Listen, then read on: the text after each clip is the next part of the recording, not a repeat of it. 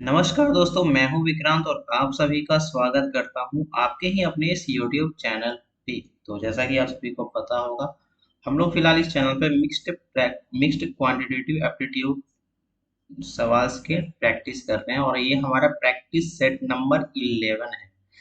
जितने भी लोगों ने पहले 10 प्रैक्टिस सेट को नहीं देखा हुआ है वो कृपया करके एक बार जाकर के देख के आए, ताकि आपको, क्योंकि 10 गुना 5 50 क्वेश्चन हो चुका है और 50 क्वेश्चन ऐसे नहीं है कि आप बिल्कुल हवा में कर सकते हो। ठीक है, 50 में मैं गारंटी दे सकता हूँ कि 40 क्वेश्चन 35 क्वेश्चन में आप अटकोगे, जरूर अटकोगे।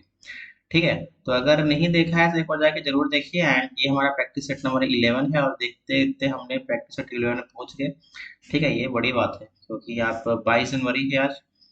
एंड ठीक है, और हर दूसरे दिन हम इस लेक्चर को डालते हैं। ठीक, और एक और बात मैं बोलना चाहूंगा, कुछ दिनों के लिए लेक्चर आपकी बंद रहेगी, या 2-3 दिनों के लिए, महीने की लास्ट में या फेब के स्टार्टिंग में। ठीक है, तो थोड़ा उसके लिए प्रिपेयर रहिएगा। एंड तो चलिए स्टार्ट करते हैं। पहला सवाल आपके स्क्रीन पर ये रहा। ठीक है, केबीसी वाली फीलिंग्स आ गई ना। चलो दूसरे सवाल पे चलते हैं। ये रहा आपके सामने। एंड आपको अगर आंसर अगर आ रहा हो तो आप डायरेक्टली स्किप कीजिए एंड आगे बढ़िए। ठीक है, अगर इस सवाल में थोड़ा सा बस एक कॉन्सेप्ट एक है। ठीक है, एंड ये आपको आसानी से आप कर लेंगे।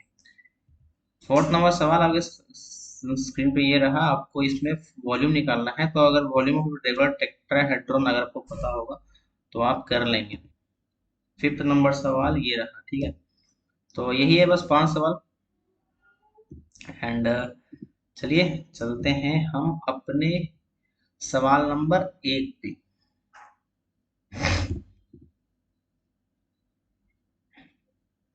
सवाल नंबर 1 करने के पहले हम, ये सवाल आप पहले भी हमने प्रैक्टिस सेट नंबर 1 या 2 में लेके, मतलब आप लोगों ने देखा हुआ है। ठीक है, तो इस सवाल में ज्यादा समय नहीं लगाएंगे, डायरेक्ट तुरंत तुरंत कर लेंगे। In a circle with centre O,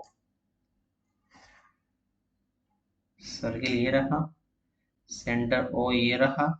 AD is a diameter, AD एक डायमीटर है, चलो ये भी रहा एडी। एसी इज ए कोड, चलिए हम ये बना लेते हैं, एसी एक कोड है। Point B is on AC, point B ये रहा। Such that O B equal 7, ये रहा। Angle O B A, angle O B A 60, ये रहा। And angle D O C, angle D O C ये रहा आपका, जो है 60 डिग्री। अगर डी ओ सी एंगल 60 है तो डी ए सी कितना होना चाहिए, 30 डिग्री होना चाहिए। ठीक है, सेंटर पे एंगल 2 टाइम्स बनता है। ठीक है, एंड अगर ये यहाँ पे एंगल ए बी ओ 60 है तो ये आपका होना चाहिए 120। इसमें भी कोई दिक्कत नहीं।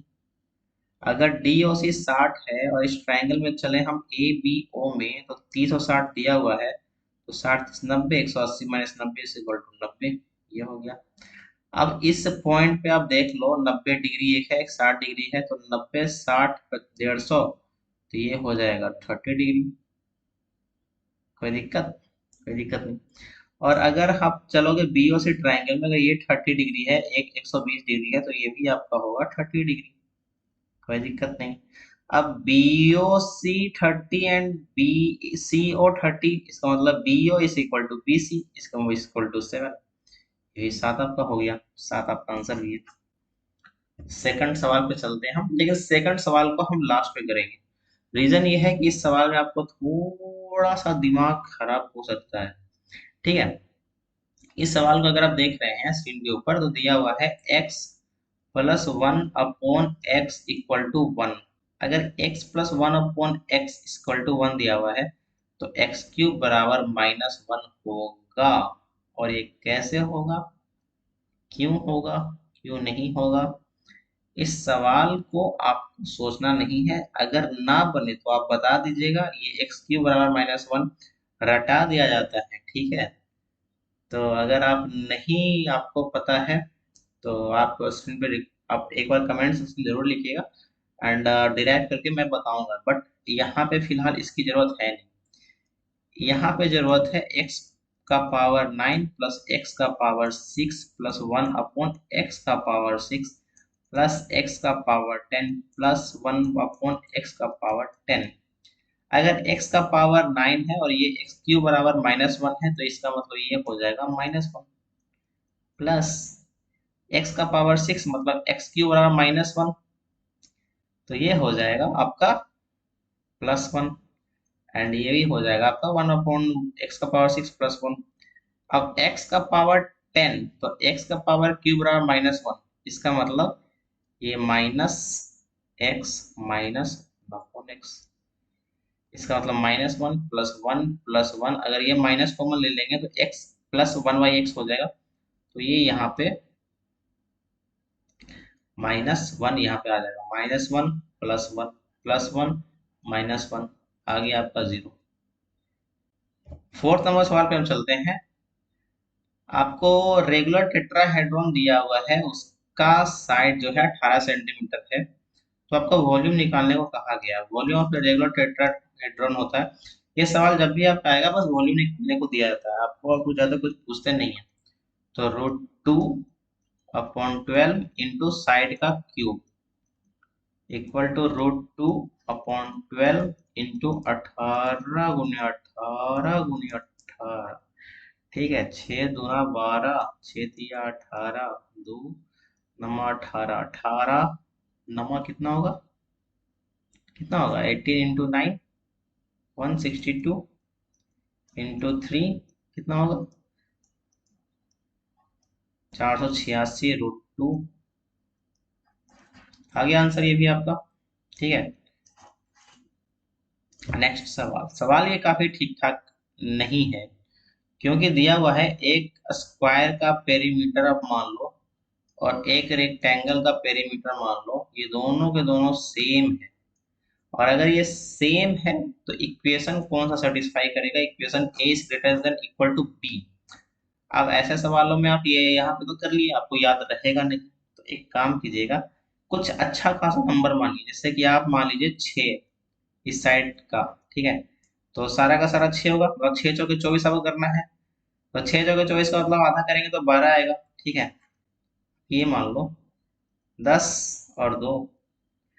अब एरिया इसका निकालने जाओगे 10×2 = 20 और ये आपका 6×6 = 36। अभी आप कुछ भी कर लो, ये 6×6 = 12 है ना, तो आप इसको एक साइड मान लो 11, एक मान लो 1, फिर भी एरिया आएगा 11। एक साइड मान लो 9, एक साइड मान लो 3, फिर भी एरिया आएगा 9×3 = 27। ठीक है, और अभी मान लो 8, फिर मान लो 4, तो 8×4 = 32। कुछ भी कर लोगे आप तो स्क्वायर का एरिया बड़ा या इक्वल टू आएगा। इक्वल टू के लिए आपको यहाँ पे देख सकते हो कि आपका आप स्क्वायर का साइड मान लो 2 2 2 2। ठीक है, तो यहाँ पे कुछ भी करेंगे आप तो 2 2 भी मानेंगे तो 2 2 = 4। ठीक है, इस तरीके से हो जाएगा, तो a is greater than equal to b ही हमेशा होगा। ठीक है, तो ये आप ध्यान रखें, ये आप कह सकते हैं कि 1 1। ठीक है, तो इसमें भी सेम केस होगा। तो अब हम लोग चलते हैं इस सवाल पे। अब इस सवाल को लास्ट में रखने का रीजन ये है कि इस सवाल में थोड़ा सा कॉन्सेप्ट है, थोड़ा सा समझने की चीजें हैं, थोड़ा सा आपका दिमाग खराब होने की चीजें हैं। ठीक है, तो दिया गया है कि 3 circle with centre P Q and R touch each other externally, the radius of the circle P and Q is √2 + 1। P और Q से जो सर्कल जो बनते हैं उनका रेडियस जो है √2 + 1 है और स्मॉलर सर्कल का रेडियस 1 है एंड पी आर की इक्वल टू 90 डिग्री। तो find the perimeter of the shaded region. नहीं, शेडेड रीजन नहीं है, एक्चुअली फिगर में ये था। ठीक है, ये कुछ इस तरीके से ये बन गया एंड ये रहा थर्ड, ये पी क्यू और ठीक है, ये आप ऐसे मिला लो, ये से ऐसे मिला लो, पी क्यू और ये आर 1 1 और ये हो गया √2 + 1 √2 + 1। एक्चुअली ये जो आपको दिख रहा है ना अंदर में, जो ये आर्क है, ठीक है, ठीक है, इसका आपको पेरीमीटर निकालने को बोला जा रहा है। ठीक है, तो अगर आप यहाँ पे ध्यान से देखोगे तो पी आर क्यू क्या दिया हुआ है, 90 डिग्री। ठीक है, तो ये दोनों कितना कितना हो जाएगा, 45 45। रीजन क्या है, रीजन आपका बहुत सिंपल सा है कि आपका ये जो साइड जो है पी आर और क्यू आर दोनों का वैल्यू तो सेम है। ये यहाँ पे √2 + 1 + 1 ये हो जाएगा पी आर, और ये यहाँ पे भी √2 + 1 + 1 हो जाएगा क्यू आर। तो अगर हम इसकी बात करें, ठीक है, इसकी बात करें हम या इसकी बात करें, ये दोनों इक्वल होगा, ये थोड़ा सा अलग होगा। अभी इसे निकालने के लिए क्या करते हैं, आप अगर सर्कल पी वाले को अगर निकालने जाओ, ठीक है, 2πr होता है फॉर्मूला, 2π × r। अब r क्या है, तो √2 + 1, √2 + 1, 2πr थीटा बटे 360 मतलब 45 बटे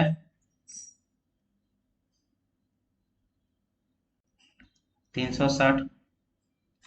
चूंकि ये दो ठो है तो आप डायरेक्ट यहीं पे कर दें, क्योंकि P P सर्कल से भी बनेगा एंड Q जो सेंटर है उससे ही बनेगा, तो ये दो से मल्टीप्लाई कर देना आपको, प्लस 2 × π × r, एक जो आपका r वाले जो सर्किल जो बन जो रहा है वहां पे, इंटू θ/360 मतलब 90/360।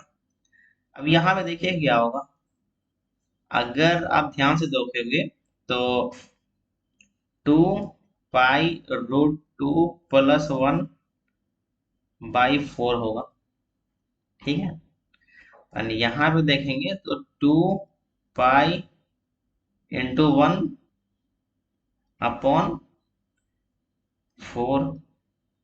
2 × 2 = 4, यहाँ पे भी कट जाएगा, 2 × 2 = 4, यहाँ पे भी कट जाएगा। π/2 कॉमन ले लेंगे आप, तो √2 + 1 + 1 मतलब 2 + √2, कुछ ये आपका आ जाएगा। बस इतना ही था आपका, ठीक है, आंसर भी आपका ये आ गया। तो आशा करता हूँ मैं कि आप सभी को ये सारा का सारा सवाल समझ में आया होगा। थोड़ा सा अगर आपको यहाँ पे याद अगर नहीं था, कहाँ पे ये वाला xq = -1, तो आप एक बार कमेंट जरूर कर दीजिएगा, मैं इसे समझा दूंगा आपको अच्छे तरीके से नेक्स्ट वीडियो में। तो चलता हूँ मैं, थैंक यू, रिटायर्ड।